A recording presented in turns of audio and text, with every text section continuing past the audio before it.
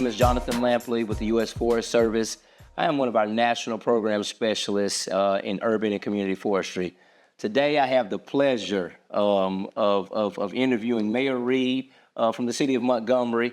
Mayor Reed, first off, let me just say thank you for your time today. We are here at the African American Mayors Convention, and I know your schedule is really, really busy, so we really appreciate you taking the time out to talk to us today about urban forestry and what that means for the city of Montgomery. Absolutely. Thank you for having me. Yes, sir. Mayor Reed, would you please introduce yourself to our viewers? Absolutely. I'm Stephen L. Reed, Mayor of the city of Montgomery, Alabama. Proud to be the first Vice President of the African American Mayors Association and incoming president for this great group. So looking forward to the conversation and looking forward to talking about how we can do more on urban forestry. That's awesome. So, Mayor Reed, today just have a couple questions that we will go over.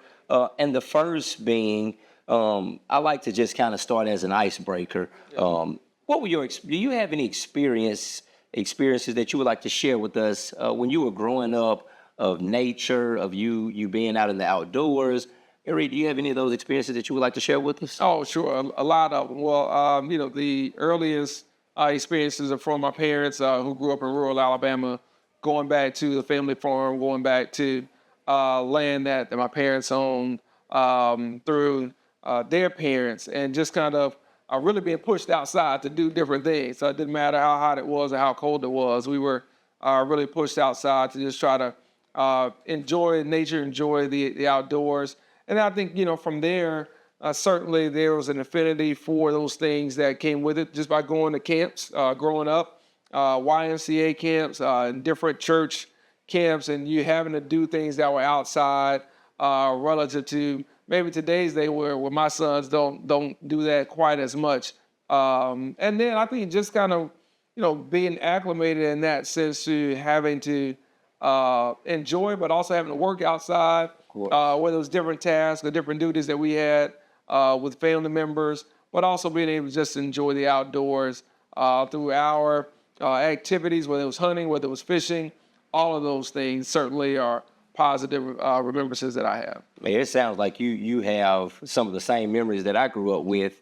And the cool part about this funding that we're receiving through the Inflation Reduction Act is we have the ability to provide those same memories, opportunities for this next generation of young adults that are growing up. So it brightens my heart to listen to you and your memories of some of your childhood memories related to nature. We'll go into, so when you also think of urban forests, what is the first thing that comes to your mind in relationship to what this funding can do for the city of Montgomery? Trees. Trees. That's the first thing that comes to my mind. How to create that green space, how to create tree canopies that are so important to reduce heat, but that also give back to cleaner air in our communities. And I grew up in a mature neighborhood where there are trees, well over 75, 100 years old. So when I see some of our newer subdivisions coming up in the city, it's always interesting. We don't see as many trees planted as some of the neighborhoods that I grew up in. I'm probably more familiar with it in my city. But I think from our standpoint, we want to make sure that urban forestry and the tree canopies are an important quality of life. It's important to the health and well-being and the sustainability of our climate and of our environment. So we want to see more of that in any program we can participate in that will help us in that with the city itself, whether it's in mature neighborhoods or whether it's in our new neighborhoods or just parts of downtown that have, kind of been overplanned with a lot more concrete and asphalt than we would like to see that pulled back so that there's more green space, flowers and trees and things along those lines. I believe is an asset for us. You hit on several points. The funding that you all received is really looking at, like you first mentioned, tree planting and tree maintenance, as well as restoration and resilience. Those are also items you just mentioned. So I'm really looking forward to seeing what the city of Montgomery can do with this level of funding, how it can impact a lot of our communities, the disadvantaged communities that traditionally in the past, Mayor Reed, have not been at the table, whether it be the planning portion of it or even the planning and the operations portion of it. So I'm really looking forward to seeing how these level of investments through these IRA funds can really impact the city of Montgomery. Same here. One of the things that if I can, we're doing we just finished our strategic plan for the city, Okay. but we're doing the first comprehensive revision of our planning and zoning in well over 60 years. Wow. So we started that under my administration. I asked the question why certain things had not been done, and it was because we had an outdated planning and zoning ordinance. And so we're doing that with the impact of hoping that, moving forward, there will be more attention paid to sustainability. There will be more attention paid to environmental issues in all communities in our city. That is awesome, Mayor, to hear that. That's my first time hearing about that, and that is something that just brightens my heart to hear that those plans were outdated and we've updated those plans, and now we're actually about to get on the ground and actually get some work done. Absolutely. I think that's the key part in all of it too.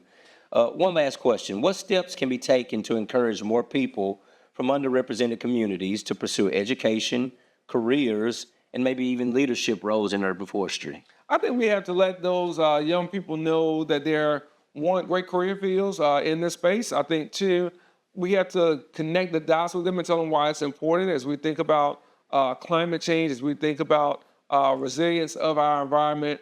What do these things mean and why they need to be there because of how they're growing up now? How can they bring their perspectives to the discussion so that policies and planning and things that are being done at the local, state, and national level reflect their involvement and reflect their perspectives. That only helps everything that we're trying to do when more voices are heard, when there is that diversity of thought around these important initiatives. And I think if we can kind of simplify it, connect the dots, and then show them the opportunity, we'll see those current and future leaders take some of these roles. That's awesome. That's awesome. So today you've heard from Mayor Reed from the city of Montgomery. We just really appreciate the time that you've taken out to talk to us today about what urban forests mean to you. It was so good to hear your personal accounts of what urban forest and natural resources mean to you. And we're just so excited to see what the city of Montgomery will do with these resources. Thank you, Mayor Reed. Thank you for having me. I appreciate it. Thank you. Thank you.